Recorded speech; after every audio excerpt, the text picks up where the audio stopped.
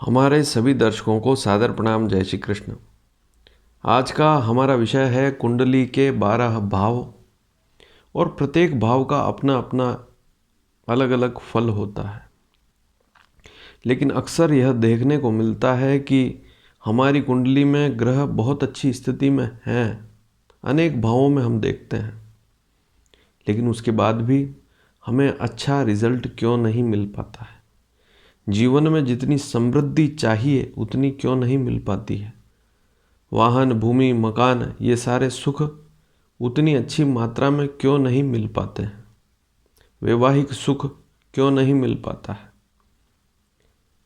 आप देखेंगे कि आपकी कुंडली में जैसे मान लीजिए 11वां भाव आय का भाव है और उस भाव के स्वामी की स्थिति बहुत अच्छी है, उसके बाद भी आपको लाभ अच्छा नहीं मिल रहा है। दूसरा भाव आपकी कुंडली में धन, कुटुंब, वाणी का है। आप यहाँ पर कुंडली में देख सकते हैं जो दूसरा भाव है वह धन, कुटुंब, वाणी का है। तो धन के मामले में, कुटुंब के मामले में आपको सुख नहीं मिल पा रहा है। चौथा भाव है तो उससे जो भौतिक संसाधन नहीं मिल पा रहे हैं। पंचम भाव शिक्षा का भी सुख उतनी मात्रा में नहीं मिल पा रहा है। भाग्य का भी उतना लाभ नहीं मिल पा रहा है। आखिर ऐसी स्थिति बहुत सी बार क्यों बनती है। आप देखते हैं कि आपकी कुंडली में भावों में ऐसे ऐसे भाव, दशम भाव, नवम भाव, एकादश भाव, पंचम, चतुर्थ भाव, इनमें ग्रहों की बहुत अच्छी स्थितियां होने के बाद भी अच्छे लाभ क्यों नहीं मिल पाता है, उसके बारे में आज समझेंगे हम। और सबसे बड़ी स्थिति समझेंगे हम लग्न और लग्नेश की। अक्सर हम देखते हैं कि व्यक्ति के पास धन संपत्ति होते हुए भी सुखी नहीं है, और बहुत सी बार यह भी देखते हैं कि व्यक्ति के पास संपत्ति है ही नहीं, या बहुत सी बार यह देखते हैं कि मकान, भूमि, संपत्ति, सारी सुख सुविधाएं हैं, उसके बाद भी उसका वह उपभोग नहीं कर पा रहा है। वैवाहिक सुख भी जितनी मात्रा में अच्छे मिलने चाहिए नहीं मिल पा रहे हैं। तो इसका कारण क्या है।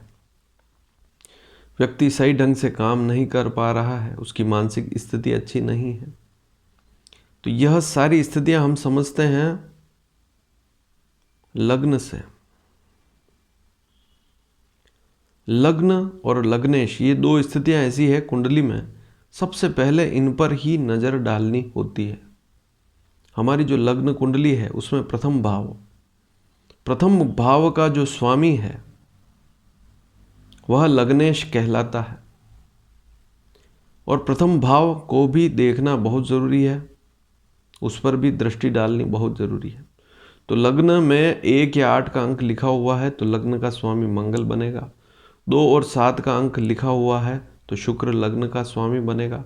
3 और 6 का अंक लिखा हुआ है तो बुध लग्न का स्वामी बनेगा, अर्थात लग्नेश बनेगा। 3 या 6 में से कोई भी अंक हो सकता है लग्न में। 4 का अंक लिखा हुआ है तो चंद्रमा स्वामी होगा लग्न का, कर्क लग्न होगा। सिंह लग्न है, सूर्य स्वामी होगा, 5 नंबर अंक लिखा हुआ होगा। 9 या 12 में से कोई अंक लिखा हुआ है तो गुरु लग्न का स्वामी होगा। 10 या 11 में से कोई अंक लिखा हुआ है लग्न में प्रथम भाव में तो शनि लग्न का स्वामी होगा। तो हमारी कुंडली में अक्सर लग्न या लग्नेश की स्थिति अच्छी नहीं है तो वहाँ पर हमें सारी सुख सुविधाएं होते हुए भी मानसिक शांति नहीं मिलती है। और ऐसा भी होता है कि व्यक्ति के पास सुख सुविधाएं है ही नहीं, वैवाहिक सुख भी नहीं है, भाग्य का भी लाभ नहीं है, कर्म भी जितनी मात्रा में काम करना चाहते हैं उतना नहीं हो पा रहा है, आय भी जितनी चाहिए नहीं मिल पा रही है, धन भी जितना इकट्ठा होना चाहिए नहीं हो पा रहा है, कुटुंब भी जितना सहयोग करना चाहिए नहीं कर पा रहा है। तो यह सारी स्थितियां हम लग्न को पहले देखेंगे। इन सारी स्थितियों में लग्न को सबसे पहले देखना पड़ेगा। लग्न में यदि कोई पाप ग्रह बैठा हुआ है या शत्रु ग्रह बैठा हुआ, पाप ग्रह में सूर्य भी आता है, शनि भी आता है, राहु, केतु, मंगल भी आता है, लेकिन लग्न का स्वामी यदि मंगल ही है और लग्न में बैठा हुआ है तो कोई दोष वाली बात नहीं है। और लग्न में जो राशि लिखी हुई है उसका स्वामी यदि मंगल है, सूर्य है, तो कोई दिक्कत वाली बात नहीं है। यदि लग्न में जो राशि लिखी हुई है उसका स्वामी शनि है, शुक्र है, तो कोई समस्या वाली बात नहीं है। या राहु की मित्र राशि है लग्न में, तो भी दिक्कत वाली बात नहीं। लेकिन शत्रु राशि है और लग्न में कोई ग्रह बैठा हुआ है, वह बुरी स्थिति में है। जैसे मान लीजिए सिंह लग्न की कुंडली है, 5 नंबर की कुंडली है, और लग्न में यदि शनि बैठा हो, राहु बैठा हो, तो यह स्थिति शुभ नहीं होती है। शुक्र बैठा हो तब भी दिक्कत रहती है। तो यह पीड़ा लग्न को झेलनी पड़ती है, व्यक्ति को स्वयं को झेलनी पड़ती है। लग्न दूषित कैसे हुआ? लग्न में शत्रु ग्रह आकर बैठ गया। इसके बारे में मैं पूर्व में बता चुका हूं कि जैसे सूर्य, मंगल, गुरु और चंद्रमा ये चारों आपस में मित्र हैं। इसी प्रकार से शुक्र, बुध, शनि, राहु ये आपस में मित्र हैं। केतु एक प्रकार से हम सूर्य, मंगल, गुरु, चंद्रमा का मित्र मान सकते हैं, ऐसा हम मान सकते हैं। तो मान लीजिए लग्न में सूर्य बैठा हुआ है, लेकिन शनि की राशि है मकर या कुंभ राशि है, या शुक्र की राशि है वृषभ या तुला राशि है, तो ऐसी समस्या बनती है कि लग्न दूषित है। दूसरी स्थिति, लग्न का स्वामी कौन है? मैंने जैसा बताया कि मान लीजिए लग्न में एक कांग लिखा हुआ है, तो मंगल स्वामी हुआ लग्न का। और लग्न का स्वामी यदि कुंडली में 6ठे, 8वें, 12वें भाव में बैठा हुआ है, या किसी शत्रु ग्रह के साथ बैठा हुआ है, या कमजोर स्थिति में है, अस्त है, या नीच राशि पर है, तब भी जो हमारे दूसरे भाव हैं उनके रिजल्ट अच्छे नहीं मिल पाते। तो ज्योतिष शास्त्र में इस सूत्र को बड़ी सुंदरता से लिखा है कि यदि आपका लग्न का स्वामी जो है वह मजबूत स्थिति में नहीं है, और लग्न भी खराब स्थिति में है, लग्न में कोई पाप ग्रह आकर बैठ गया, तो व्यक्ति को उतना लाभ जीवन में नहीं मिल पाता है। अब इसके लिए क्या करें? मान लीजिए लग्न का स्वामी कहीं बुरी स्थिति में है, 6ठे, 8वें, 12वें में है, तब तो समाधान बहुत मुश्किल हो जाता है। लेकिन अन्य भावों में है और यदि अस्त है या किसी शत्रु ग्रह के साथ बैठा हुआ है, तो उसे पावरफुल करने के लिए लग्न का रत्न धारण कर सकते हैं। लग्न का रत्न धारण करना शुभ रहता है। लग्नेश का रत्न धारण कर सकते हैं। लग्न में जो राशि लिखी हुई है उसके स्वामी का रत्न धारण कर सकते हैं। दूसरी स्थिति, लग्न में यदि कोई पाप ग्रह बैठा हुआ, जैसे मान लीजिए सिंह लग्न की कुंडली है, कर्क लग्न की है, मेष लग्न, वृश्चिक लग्न की कुंडली है। इसके अलावा जैसे आप देख लीजिए धनु लग्न है, मीन लग्न की कुंडली है, तो मेष, कर्क, सिंह, वृश्चिक, धनु, मीन ये 6 कुंडलियां ऐसी है, इनमें यदि लग्न में शनि हो, राहु हो, शुक्र भी हो, तो दिक्कत रहती है, समस्या रहती है। तो उनके जाप कर सकते हैं, उनके उपाय कर सकते हैं जो ग्रह लग्न में बैठे हुए हैं, शनि हो, राहु हो, शुक्र हो।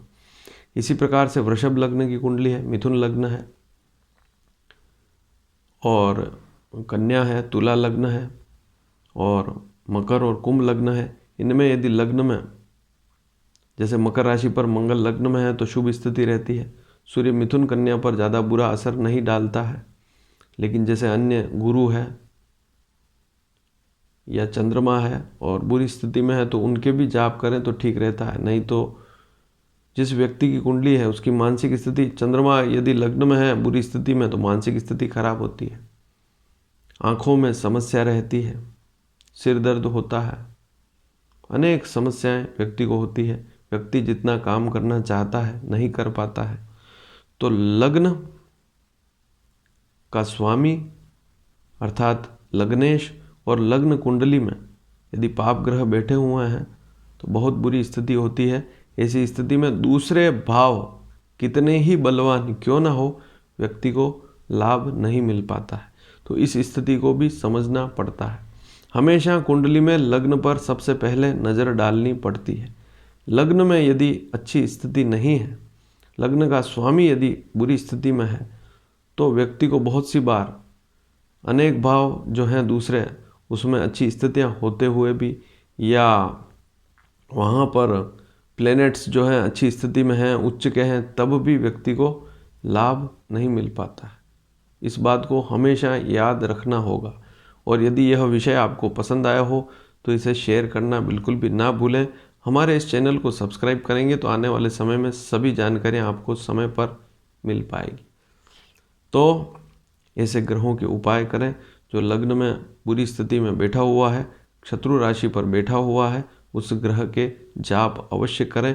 और लग्नेश यदि 6, 8, 12 भाव में नहीं है, अन्य भावों में बुरी स्थिति में है, शत्रु ग्रहों के साथ बैठा हुआ है, तो लग्न का जो स्वामी है उसके रत्न अवश्य धारण करें।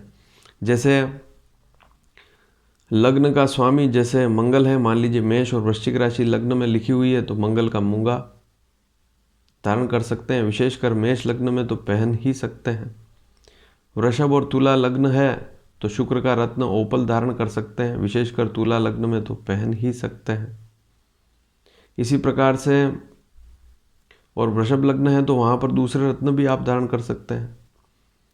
और शुक्र को बलवान करने के लिए उसके जितने भी भोज्य पदार्थ हैं उनको आप काम में लेंगे। उसके रंग जो हैं सफ़ेद रंग शुक्र के, वे आप काम में लेते हैं तब भी लाभ मिलता है। शनि को बलवान करना है तो शनि का नीलम पहन सकते हैं। लग्न में मकर लग्न है, कुंभ लग्न में भी यदि शनि कुंडली में अच्छी स्थिति में है लेकिन पाप ग्रह शत्रु ग्रह के साथ बैठकर अस्त हो गया, सूर्य के साथ बैठकर अस्त हो गया, तो उसका रत्न धारण करके उसको बलवान किया जा सकता है। इसी प्रकार से कन्या लग्न है, मिथुन लग्न है, उसमें पन्ना रत्न धारण किया जा सकता है यदि बुध अस्त है, कमजोर स्थिति में है।